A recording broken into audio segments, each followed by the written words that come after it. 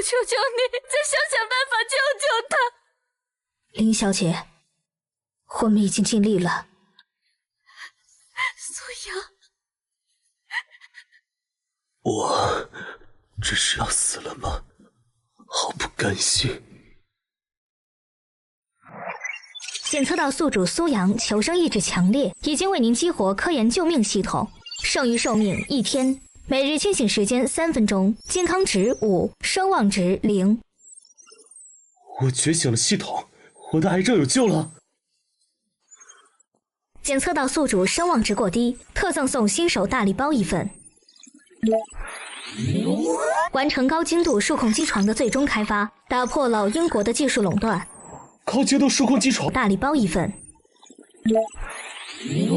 完成高精度数控机床的最终开发，打破了英国的技术垄断。高精度数控机床，这不就是最近我们科研院卡住的项目吗？真是天助我也！阿月，阿月，医生，病人这更像是回光返照了。趁他还清醒，有什么要说的要做的，家属抓紧时间吧。阿月，阿月，你想说什么？我一定帮你做到。知和别，我知道研发高精度数控机床的核心数据。你说，你知道高精度数控机床的核心数据？对，其实我一直在研究高精度数控机床技术，就在前不久，我已经破解了它的核心数据。你说的是真的？可是这怎么可能？科研院那么多专家都没能做到的事，你一个人算出来了。阿月，你相信我，我时间已经不多了，难道想看着这份数据和我一起进棺材？医生，我有件事必须要做。有什么事儿能比健康更重要？年轻人，你现在全凭意志力在支撑。苏阳，你怎么样了？要不还是算了吧。其实你的数据……我自己的身体，我自己当然知道。正因如此，我才要趁着我还醒着，还能动，完成我想要完成的事。你这样做真的值得吗？当然值得。研究高精度数控机床就是我的命。阿月，扶我起来。好。这竟然真的是高精度数控机床的成分数据，根据这份数据的精准度，解决瓶颈根本不是问题。苏阳，这真的是你一个人做到的？我只能做到这儿了，剩下的就交给你了。我希望我能亲眼看到高精度数控机床的研制成果。宿主今日清醒时间已结束。苏阳，若每日的清醒时间有限，但宿主的灵魂可自由跟随任务目标。如果宿主剩余寿命不足30分钟，灵体将会失效。太人性化了，跟你好拼。苏阳，你放心，我一定会完成你的愿望的。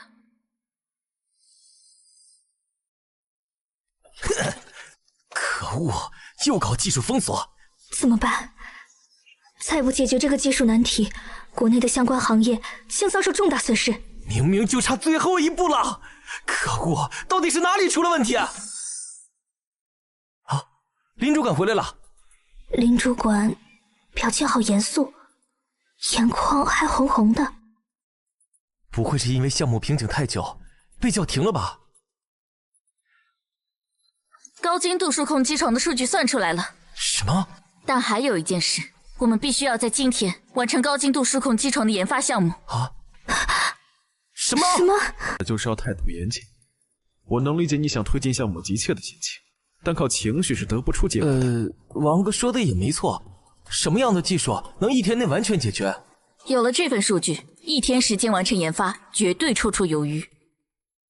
这不会就是你说的解决办法吧？哈哈哈哈！这份字迹潦草，像小学生涂鸦一样的草纸，难道就是你算出来的数据？数据对不对？你看看不就知道了。我们平时叫你一声林主管，你还真把自己当回事了。就凭你能算出什么数据？就是因为你坚持错误的方向，我们的研究才会一直没有进展。这个人是有多自卑，说话才这么夹枪带棒的。我能做到这个位置，就证明我有这个实力，这和我的身份有什么关系？你说这样的话是什么意思？好好说，不要这么激动。现在项目最需要的是我们一起想办法，而不是互相指责。我希望大家仔细看一看这份手稿的内容，我相信你们看完就会有自己的判断。这怎么可能？我们1天就能完成？不可能！就连最顶尖的团队突破这项技术都花了很长时间，你这些数据是哪里来的？为什么不可能？不要总是长他人志气，灭自己威风。我的心愿就是想看到高精度数控机床。这是我一位朋友的毕生心血，他忍着巨大的痛苦写下这些至关重要的数据，在最后一刻还叮嘱我一定要把他带回。没想到我们身边还有这样的英雄，拖着病重的身躯也要为国效力，我们还有什么理由说不行？对，保持这样的势头，我的心愿就靠你们了。怎么这里的数据算来算去都不对？怎么回事？不会是数据出错了吧？我都开挂了，怎么可能会出错？你们谁老眼昏花了吧？不可能，能写出这样的数据，他绝对不会犯这种低级错误。怎么不可能？我看那个人就是个能耐只有半桶水的草包。如果这份数据的方向完全是错的，林主管是要全实验室的人陪你。他绝对不会犯这种低级错误。怎么不可能？我看那个人就是个能耐只有半桶水的草包。如果这份数据的方向完全是错的，林主管是要全实验室的人陪你白忙活吗？我算是看出来了，这个王经纬纯属搅屎棍。让我来算。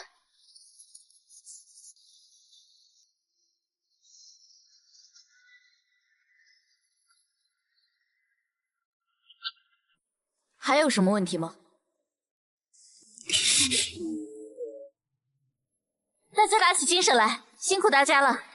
成了，真的成了！我们原先的程序只要把这个数值调小一点，就完全跑通了。大神，简直是大神！他预判了我们所有的事情道路。你还认识这么牛的大神？等我们研发成功了，能不能去拜访一下这位大神？会有机会的，大家先工作吧。你们再不快点，到时候就只能去分头拜我了。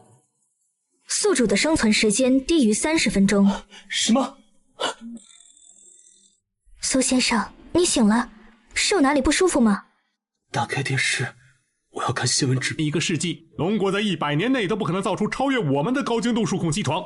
666，鹰将今天没刷牙吗？口气这么大，这难道不是事实吗？龙国人什么时候能正视自己的不足？切，楼上收了老鹰国多少钱？老鹰国这么装逼，小心被打脸。我们龙国从来都不缺救世天才，就算是万里挑一，我们龙国也有上万个天才。这么多人才，那为什么造不出高精度数控机床啊？是不想造吗？这些老鹰人简直厚颜无耻！为什么高精度数控机床还没研究出来啊？放心吧，我们龙国有苏先生这样关心国家大事的人，肯定能盛世长存。但我现在更关心我的命啊！阿月失败了吗？S 级，所有的检测报告都是 S 级，我们造出来了！我们真的在1天之内做出了高精度数控机床，感觉像是在做梦一样。这可不是梦，兄弟！从此刻开始，我们不仅打破了老鹰国的技术垄断，还反过来遏制住了老鹰国的技术要塞。这些都是大家努力的结果，也是你努力的结果。苏阳，你看到了吗？答应你的事，我做到了。这些天辛苦大家了，等一切结束，我会向科研院申请给大家放个长假。现在是时候展示我们的成果了。科研院账号，不会真造出机床了吧？当机床是大白菜啊！太好了，阿月成功了。今天开直播连线 PK， 是为了正式宣布，我们龙国已经彻底掌握了高精度数控机床的技术。多少？我没听错吧？开局一张嘴，技术全靠吹啊！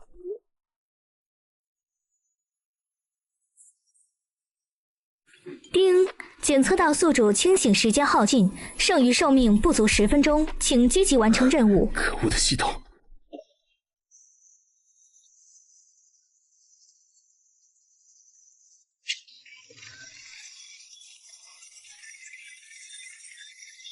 手上什么都没有，也敢说自己造出了高精度数控机床吗？我们代表的是国家，既然已经站在了阁下面前，那肯定有100%的把握。好赛博朋克芯片，就这么一小片东西，就能代表高精度数控机床了。不过只是一枚小小的芯片，谁知道这是不是模型？没记错的话，龙国的高精度数控机床项目卡了很久了吧？哼，实物都做出来了，还在自欺欺人？谁会拿科学研究开玩笑？不见棺材不掉泪。我的上帝呀！你是说这张破病历纸是科研证据吗？虽然潦草了点，但是内容真的很牛啊！这是林主管的手稿吗？各位，这张手稿的主人并不是我，而是我的朋友苏阳。得了癌症，身患重病还坚持写手稿，经理，我请各位记住，我们今天的成就是建立在这样无私奉献的肩膀上的。技术是用来造福世界的，而不是限制他国发展的工具。从今天开始，我们将与世界共享我们的成果。我们经历过困难，所以更愿意帮助别人。荒谬！这太荒谬了！我就是想问问他，高精度数控机床项目怎么样了？放心吧，他们成功了，直播 PK 直接在线上打了老英国的脸。阿月，怎么样？顺利吗？苏阳，你醒了！我福大命大，能有什么事儿？高精度数控机床顺利落地了吧？很成功，龙国再也不用受制于人了。林主管，你在和苏先生通话吗？多亏了苏先生，我们的高精度数控机床项目才能这么顺利落地。如果方便的话，我们能不能和苏先生见一面？这没事，让他们来吧。正愁声望纸，不知道解锁什么技术。好紧张啊！这种级别的专家，居然和我只有一墙之隔。别紧张，其实你们见过他的。什么？我们认识？啊？什么？苏阳？苏阳？为什么住了个院，突然就能算出这么缜密的数据了？你到底想说什么？除了核心成员，每天接触项目的不就只有你了？你这数据，怕不是偷了科研院的核心机密才得来的？黄经纬，这里是病房，请注意你的言辞。哼，难道我说错了吗？我看大家都默不作声，想来也是对苏阳的能力有所怀疑的吧？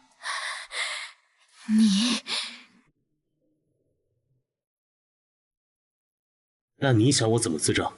重新再写一遍高精度数控机床的数据已经没有意义了。要证明你的能力，就拿出新的研究来让我们信服。我知道空军研发中心最近有一个战机项目已经停滞很久了。既然你能一天内指导我们完成高精度数控机床，接下来是不是也该证明那完成一个战机项目应该是轻轻？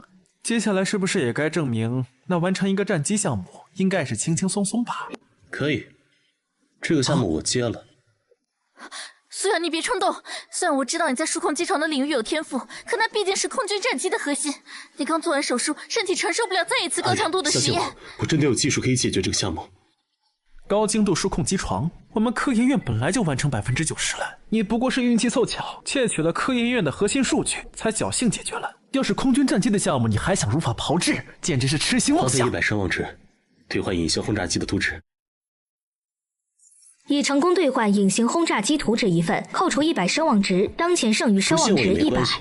我可以现场就把轰炸机的图纸做出来。啊？什么？现场做图纸啊？你的生命？哎，我没事。谁说我画图纸只是为了京城的那个赌院？既然我已经知道空军研发中心有困难，我当然不能坐视不管。可是……放心吧，阿月。你答应我，要量力而行。好。他好像是真的有点实力啊，能有什么实力？画个图就是有实力了，我看他就是瞎画的。胡闹！病人刚刚脱离生命危险，正是需要静养的时候，谁准你们让病人参与这种高强度工作的？是真是假？交给空军研发中心一看便知。要快！苏阳，放开，快准备点击！苏阳，再怎么有疑问，也不该对一个病人如此步步紧逼。看着这孙子吃瘪是真痛快啊！要是苏阳有什么事，我不会放过你的。啊！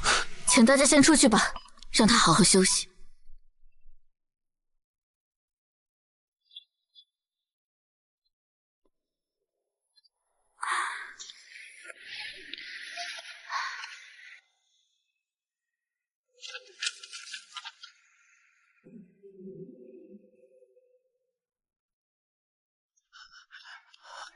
张先生，有紧急军情汇报，一直在骚扰邻国的领空。这群混账，他们长着自己的新型轰炸机，简直不把国际法则放在眼里。怎么办啊，院长？领空局势越来越紧张了，我们的项目还一直停滞不前。哎，要是有人能帮助我们就好了。我朋友有他的一些个人见解，希望能帮到张院长。林月同志，你朋友能为国考虑，我们很感动。但毕竟术业有专攻，就谢谢你和你朋友的好意了。张院长，你可以先看看 U 盘里的图纸，之后再做定夺。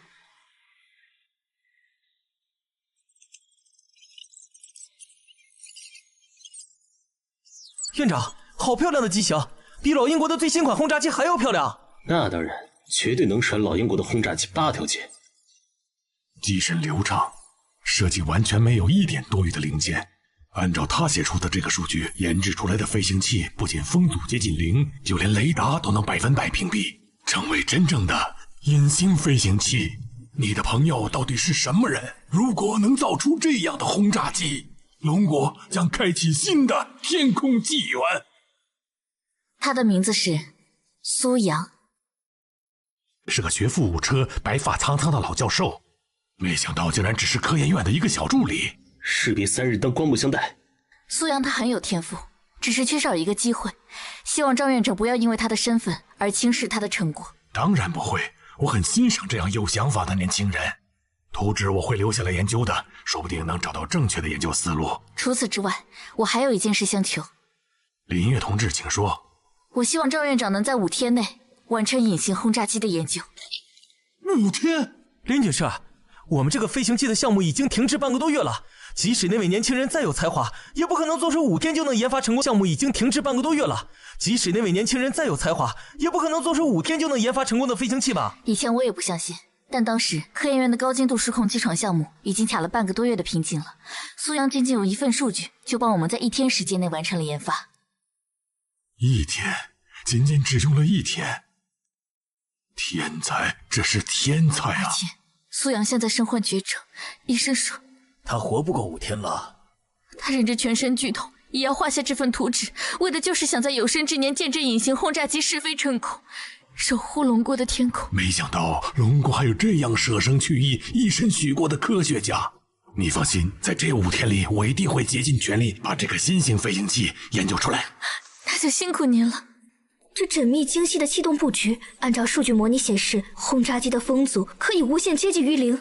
机身材料使用复合材料和骨架承重设计，简直是天才的构想。不仅重量减轻了30%，强度还大大提升了。还有这里提到的机身涂层材料，就能100%屏蔽雷达，达到隐身的效果。就连老鹰国最新的隐形轰炸机都做不到。张院长，这是您的手笔吗？这是科研院的苏阳所作。好耳熟的名字，前2天高精度数控机床高调问世，是不是就是出自他之手？苏先生卧病在床，仍然忍着病痛的折磨，给我们绘制了这份图纸。我们不能辜负他的期望。所有人从今晚开始停下手头的全部工作，全力研发隐形轰炸机，必须在5天内让苏先生看到战机问世。是。图纸我们研究了，大部分堪称神迹，只是关于能量传导系统这部分，我们才疏学浅，实在难以理解。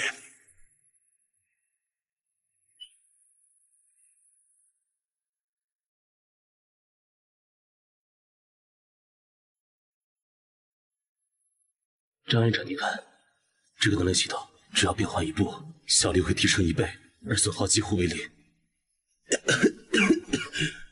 请问还有疑问吗？苏先生，请您收我为徒。张院长折杀我了，我们都是为了同一个目标努力，不讲虚名。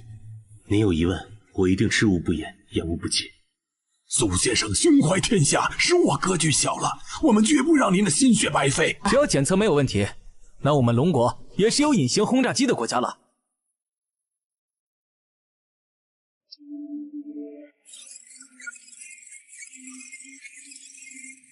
结构强度 S 级，超出预期。动力系统输出稳定 ，S 级达到理论最大值。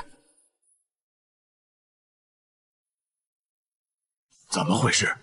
机器没有调试好吗？张院长，检测器运作是正常的呀。那怎么会没有反应？关闭检测，再重启一次。是。肯定是故障。你是怎么做准备工作的？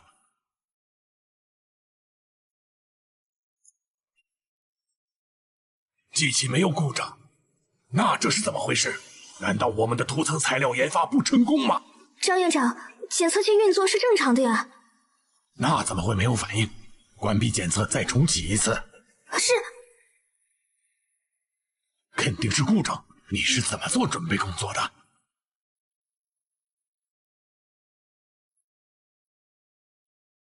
机器没有故障，那这是怎么回事？难道我们的涂层材料研发不成功吗？张院长，有没有可能检测器之所以检测不到战机，是因为战机涂层完全吸收了红外线，检测器根本收不到反馈，他以为升降台是空的。原来如此，苏先生真乃绝世天骄。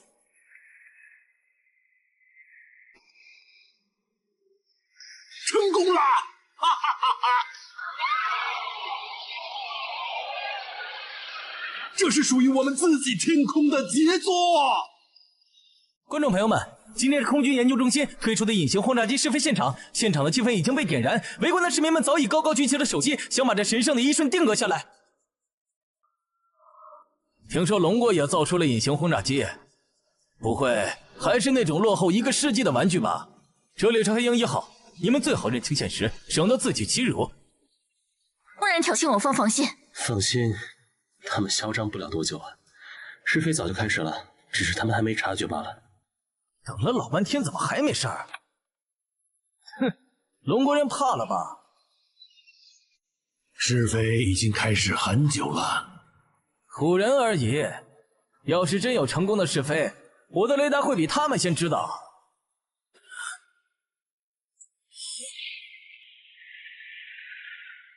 这怎么可能？雷达为什么没有反应？要是在战场上，我早已经击毁人王了。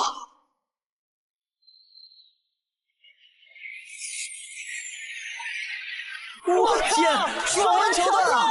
太阳没出击了！老鹰国，天空霸主该易主了！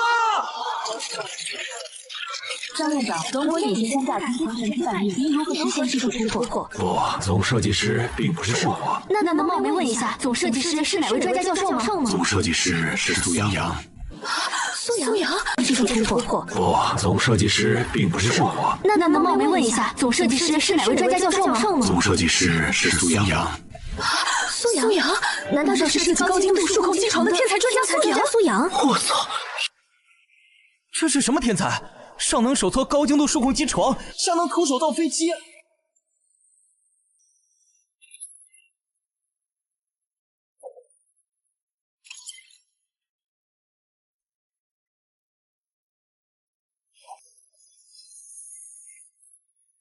太好了，诱惑一点。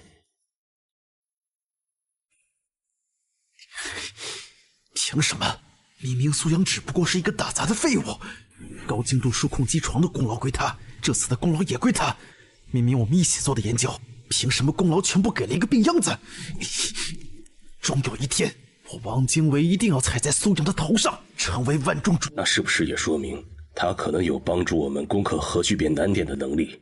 无论如何，这样的人才我必须见上一。来活了。苏先生，你躺着休息就好。我这次来主要是探望一下你的，感谢一下你为我们做出的贡献。果篮放下之后，我就先行告辞了。不行啊，这就走了？这个项目对我来说很重要啊！等等，李院长，您就真的没有什么话对我说？没有了，祝苏先生早日康复。李院长，我的时间不多了，我只求在有限的时间里能为国家的科技进步多做一些贡献。我们实验室的一个重大能源项目已经很久没有进展了，这确实是一个很大的难题，所以你不必着急于一时。但是我有办法推进项目完成。啊，你说的是真的吗？句句属实，但项目特殊，我要求亲自参与，担任总指挥。什么？不行！你知不知道你在说什么？虽然我无比渴望你的加入，但你现在的身体状况确实不适合参与科研活动了。我们可以等。我的身体我自己清楚，静养不过是苟延残喘。但那样即使活着，对我来说没有意义。李院长，您应该明白，如果龙国能率先掌握可控核聚变，意味着什么？那是近乎无限的清洁能源，是彻底扭转我们和老鹰国战略态势的国之重器。一个科学家真正的生命就在于科研。苏阳，苏先生，龙国有你，是龙国之幸。有你这番话，我们的事业何愁不能成功？我代表项目组，代表大家。感谢你，进了。我不是担心，我是害怕。苏阳，你每次都是在赌命。高精度数控机床室、轰炸机室，这次更是。怕下一次你就……到时候我可怎么办？不会的，你看，前2次我不都挺过来了吗？我的运气一向很好，而且只要想到守护的龙国里有你，我就觉得什么都值得了。阿月，你也是一名科研工作者，你一定知道可控核聚变对龙国的重要性，所以你会帮我的，对不对？苏阳，我知道你的坚持，但我也有我的私心。你答应我，一定要量力而行，一定要平平安安的，好不好？上战场，这个人是谁呀？看着好年轻，真的能担任总指挥的位置吗？这位是我们本次点火的总指挥苏阳苏先生。慢支，这是谁？苏阳，那个研发高精度数控机床和轰炸机的苏阳吗？我震惊了，那样的惊世天才，我以为会是一个白发苍苍的老教授，没想到他这么年轻，还一副病痛缠身的模样。都这样了，还要搞科研吗？不累目了。时间不多了，必须速战速决，争取一次成功。一切数值正常，准备点火。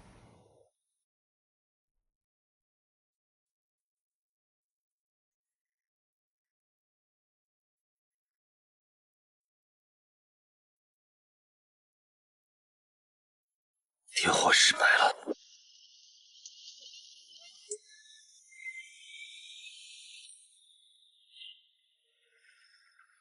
你到底在干什么？王宫为什么要擅自修改校准参数？总指挥明明没有下达这个指令。我只是想微调一下，让能量耦合更高效。我没想到，我真的服了这种猪队友了。王经纬，我们是一个团队。任何未经协商和计算的微调都是破坏。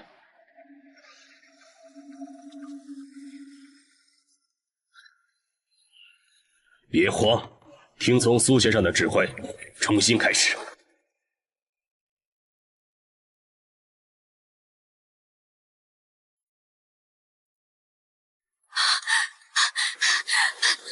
医生，快叫医生！苏阳，你答应过会平安的，你不许慎。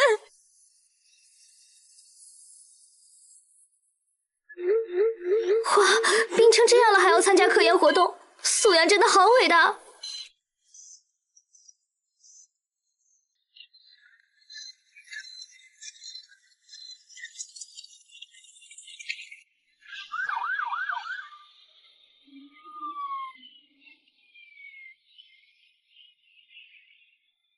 王先生，请留步。我不接受采访。我来找你并不是为了采访，王先生。我知道你有着不输苏阳的天赋。我们老英国是惜才的国家，特意诚邀你加入我们老英国的可控核聚变项目。身为他的爱人，你清楚他的身体情况吗？林女士，林院长，有消息称苏阳先生是在实验操作中突然病危，这是否说明项目组在明知他身体情况的前提下，仍然默认让他超负荷工作？这是否是一种不负责任的行为？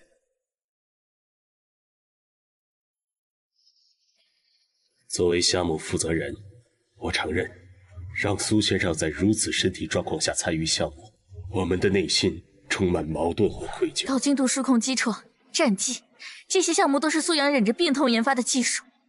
他没有义务豁出生命来做这些事，大可以躺在病床上安心休养，但他还是做了，只因为他深深热爱这片土地和人民。你醒了，你感觉怎么样？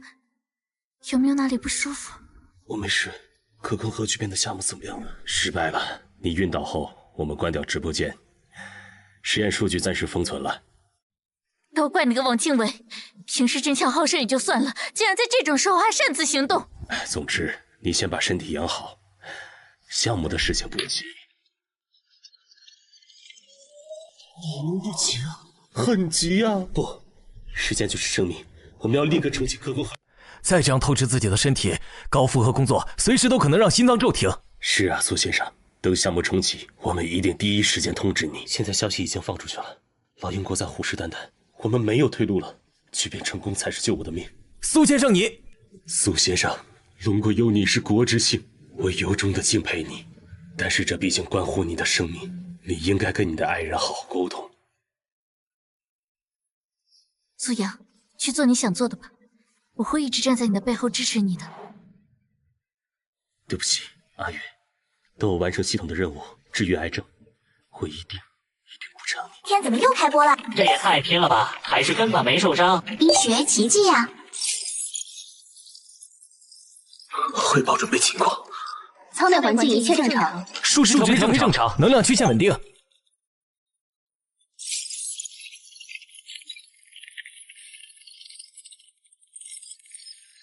调整中性数注入角度，偏移0.03毫秒。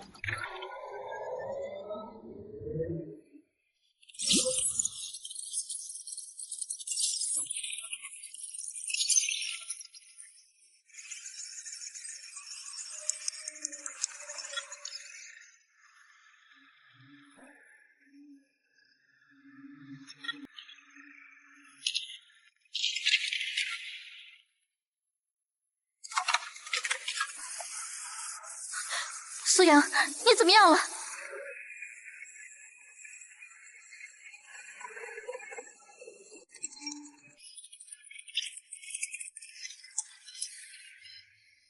所有人继续坚守自己的岗位，就快成功了。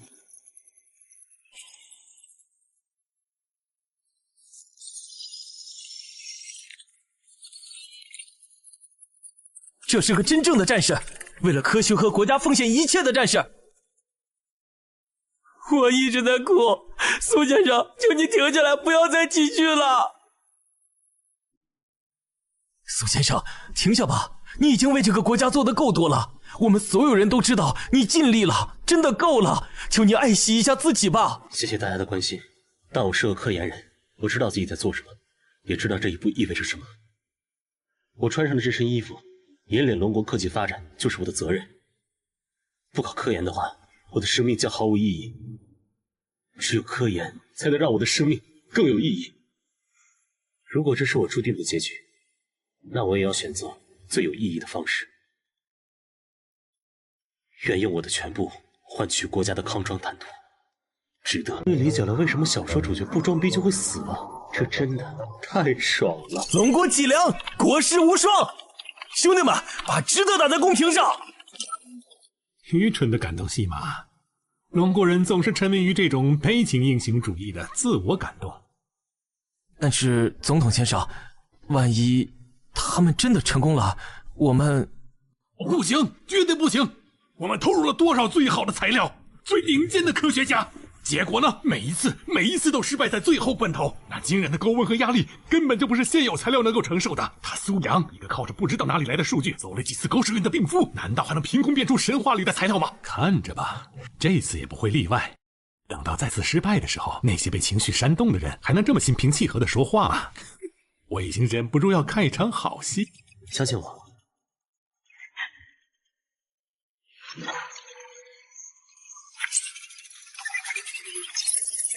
点火开始。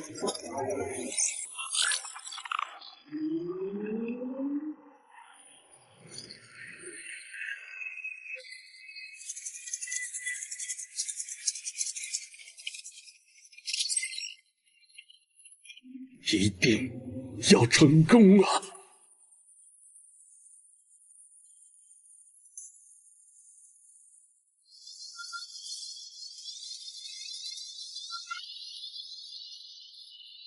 不好，温度超过安全阈值了！啊！糟了，运输磁场压力也在急剧升高，要失控了吗？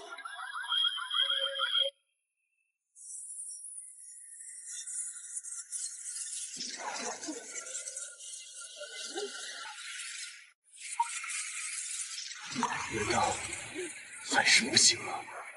还是不行。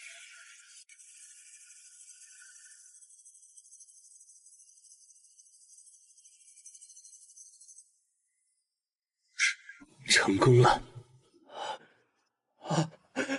成功了！我们成功了！成功了！成功了！我们做到了！终于做到了！我天，我不是做梦吧？那我们龙国是不是第一个掌握可控核聚变的了？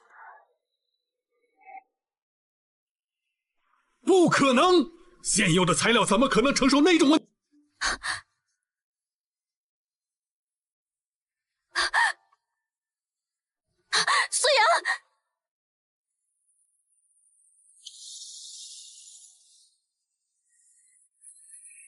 恭喜宿主完成可控核聚变的研发任务，奖励声望值300，每日清醒时间延长至30分钟，剩余存活时间5天。检测到宿主频繁在清醒时间透支身体工作，违反系统健康使用原则，强制扣除10健康值。这么黑，我拼死拼活也就赚了30个健康值，你一口气扣我10。快，试车先送1号客，敬退，准备出战役，立刻送回 ICU。苏阳，别说。可控核聚变，还真的让他成功了。总统先生，这下可怎么办？如果让龙国独占这项技术，世界霸主的位置或许真要易主了。不，我们也要研发可控核聚变，世界格局就不会更改了。总统先生，您的意思是？找到科研院里的这个人，策反他，窃取龙国的可控核聚变技术。至于苏阳，如果能为我所用，倒是一把好刀。如果他宁死不屈，那就送他上路。这个人绝对不能再为龙国创造任何价值，他活着就是对老鹰国最大的威胁。明白。你醒了，太好了。醒了就好，醒了就好啊！苏先生，你可把我们吓坏了。苏先生，你这醒来的第一件事，该不会又是问聚变项目吧？真是个不折不扣的工作狂。被您猜对了，科研工作就是我的生命。怎么样，后续的能量输出还稳定吗？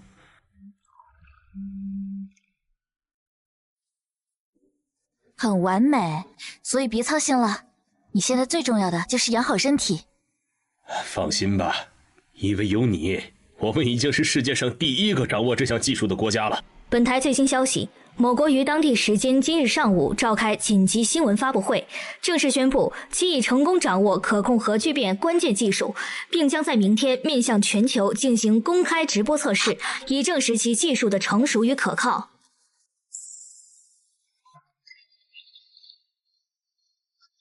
他们项目还在基础材料阶段卡着，怎么可能一夜之间就突破了？而且太凑巧了，我们前天刚实验成功，他们今天就宣布掌握可控核聚变。到底是谁？为什么要这么做？大家别急，不足为惧。实验手稿我未完全写下，全程由我操控，泄露一点边角料，不一定能复刻我们的实验。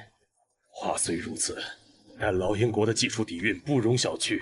如果他们真的得到了1星半点的关键提示，凭借其庞大的科研力量，侥幸补全某些步骤，也并非完全没有可能。可恶的内鬼，抓到他，一定进猪笼。没准不用多久，内鬼就自己浮出水面，让老鹰国再次伟大。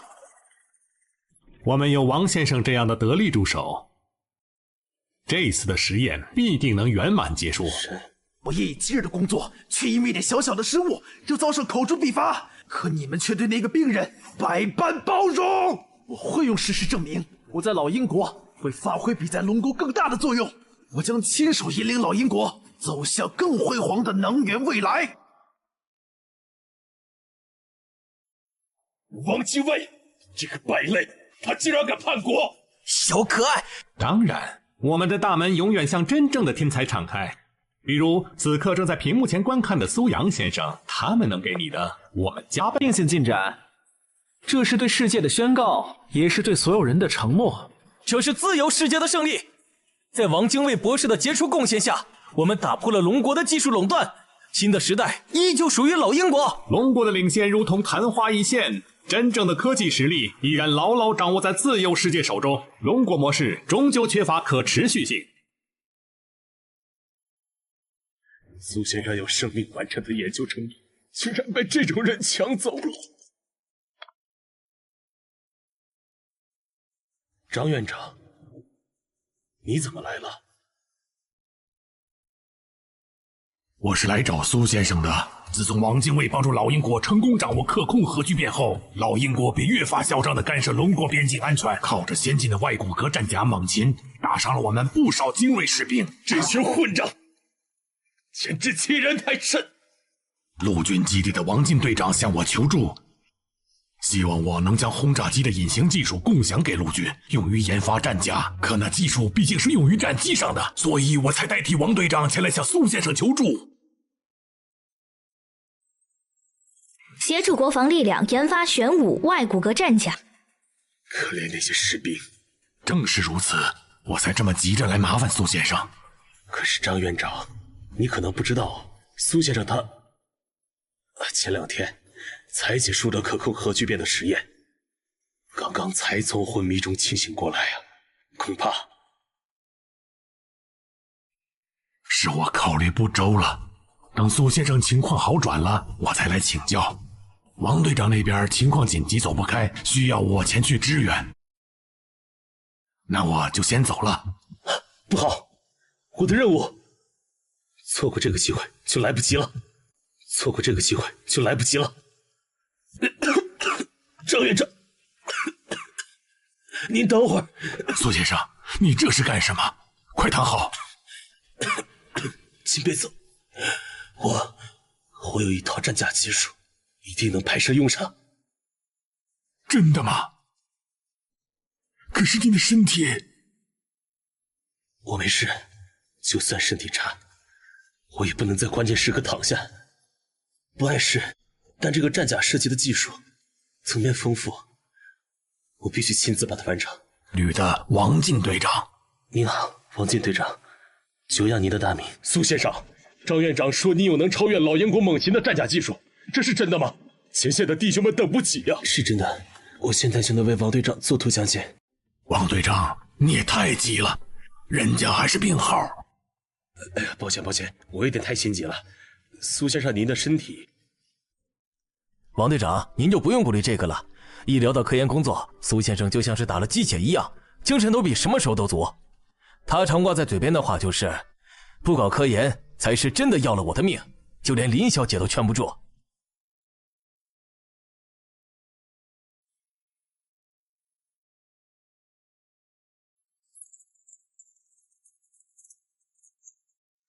他做什么我都会支持的。他不仅是我一个人的英雄，还是全龙国的英雄。苏先生，我代表我们的国家以及陆军第7特种作战旅，感谢你的付出。责任所在，时间有限，王队长，我们立刻开始吧。这战甲现实里根本不可能存在。苏先生，我承认你的构想很大胆，但这种概念图我见过不下数百种，说的一个比一个漂亮，实际上就是一个好看的铁疙瘩，是在拿我寻开心吗？王队长，你怎么说话的？王队长，我从不拿科研开玩笑。您来之前应该已经听过我的其他科研成果了，请放心，这次我一样不会让您失望。在别人那里，这些设想或许只能是华丽的空口，但我能真的把它做出来。王队长，你看这个神经元控制，这个神经元控制中心看似天马行空，但只要成功，就直接能让人脑直接接驳机体。只要这一点被攻破，我们就能让伤残战士重新站起来。这层是纳米蜂巢，贴身能自行受力，受损还能自行修复。蓝色的通道是能量汇钮，供给动量模组。只要把它嵌进外骨骼，穿戴着就像多了一层会呼吸的护甲。要是这是真的，老英国的猛禽根本就不够看。苏先生，您告诉我，这些真的可以实现吗？真的可以实现吗？如果真的能造出来，那我们的队员们穿上这玄武战甲，在救援任务中将能起到多大的作用啊！玄武战甲制作复杂，研发中有疑问，可以让阿月联系我。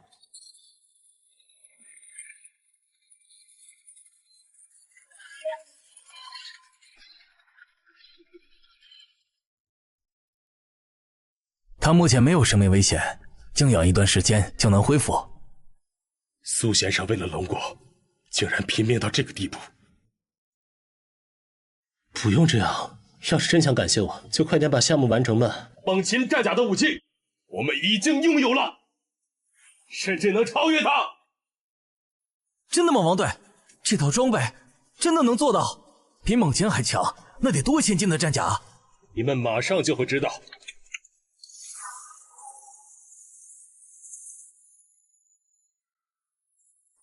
太大胆了，简直是天才的设计！这能量传导路径，这关键联动结构，太完美了。力量增幅200%，真的假的？这穿上了不得把老英国锤成啥逼，打成牛肉丸？哎呀！当前的边境局势，同志们有目共睹。我希望这套战甲能在5天内完成研发，这是苏先生的期望。他卧病在床，冒着生命危险，才为我们做出这份玄武战甲。苏先生是用命在帮我们，我们还有什么理由不拼命？我命令全体人员全力以赴，必须在最短时间内把玄武完整造出来。所有人听令，誓死完成！加油啊，王队长！我的命靠你们了。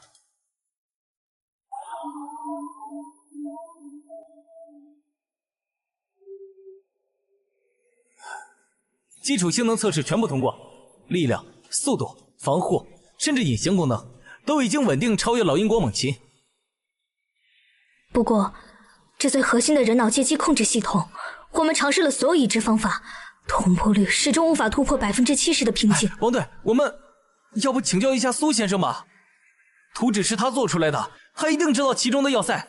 不行，苏先生目前情况绝对不能再进行科研活动。可是，没有可是。目前这件战甲已经能媲美猛禽了，没有必要让苏先生再次冒险。警告：宿主剩余寿命已不足24小时，请宿主积极完成任务。王进到底在干什么？为什么还没完成啊？难道遇到瓶颈不好意思说？不行，我得亲自问问。打电话给王队长。放弃的难题，苏先生只用这几页纸就彻底解决了。原来问题出现在神经信号的冗余滤波，我们之前的方向完全错了。还有这个生物兼容性接口的仿生结构，太精妙了，这能最大程度降低排异反应和信号损耗。苏先生真是天才。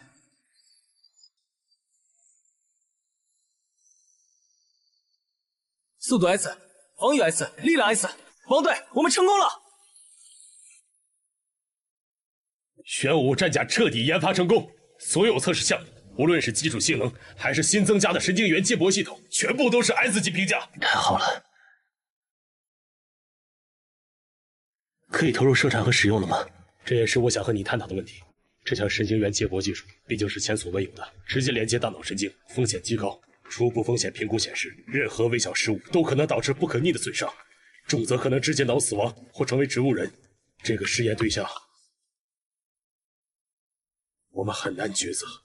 王队长，让我来吧。